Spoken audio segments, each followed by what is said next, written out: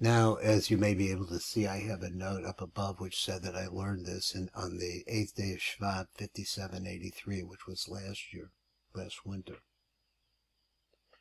I've been over this book a few times because I think that one of the things that we have to understand is that our natural tendency is to fight the survival. For survival means all different kinds of things for all different kinds of people, and that's what we've been talking about. But inside of all of that is an interconnectedness. We're all really working on the same thing if we can understand where we are in the world. So he says one way to significantly raise your vibrational frequency is to reach more deeply into the realm of no mind. So I want to add that for myself, I need to be reminded about this all the time. Because what's going on in the world around me, I have to keep coping with it. But you have to understand that there is a realm in which you are watching and achieve a state of pure consciousness devoid of any extraneous trappings. In that state, you feel your own presence with such intensity and such joy that all thinking, all emotions, even your physical body, in fact, the entire external world, become relatively insignificant in comparison to what you are experiencing because your mind is wide open. Yet this is not a selfish state.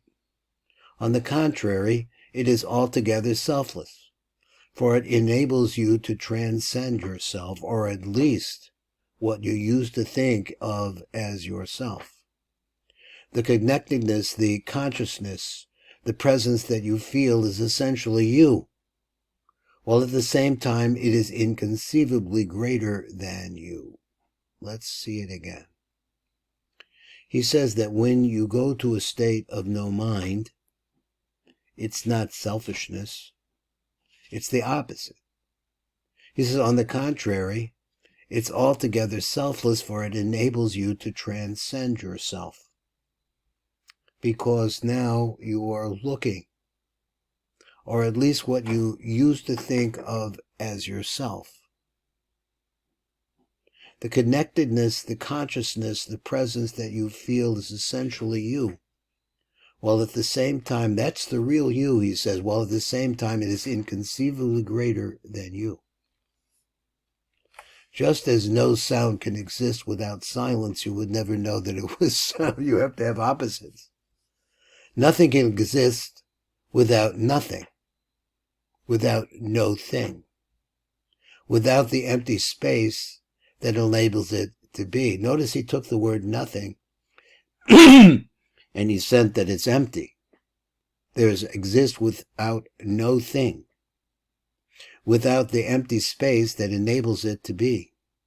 So this is, I studied psychology, and this is the concept of what you call the Gestalt. The Gestalt, there was a psychiatry based on this, that says, what are you focusing on? The figure that's in front of you, or what's behind it, or the ground. So the question is focus. Every physical object or body has come out of nothing. You didn't make yourself. You just popped out. Your consciousness, when did it begin? So every special physical object or body has come out of nothing, is surrounded by nothing, and it will eventually return to no thing with nothing.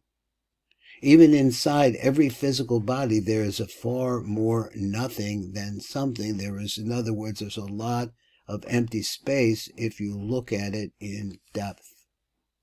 Physicists tell us that the solidity of matter is really an illusion. Even seemingly solid matter, including your physical body, is nearly 100% empty space. So vast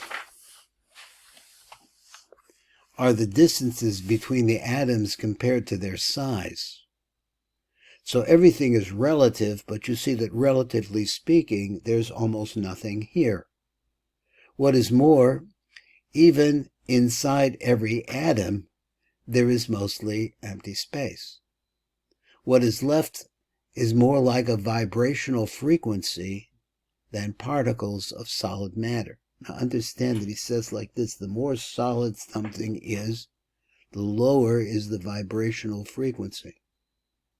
The more empty something is, and we're talking about our minds now, the higher vibrational. This has been known for thousands of years.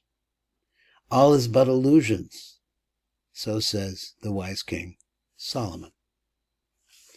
He says, Kol Yisrael Arevim Zeh Lezeh. All of the people of Israel are all interconnected, one to the other.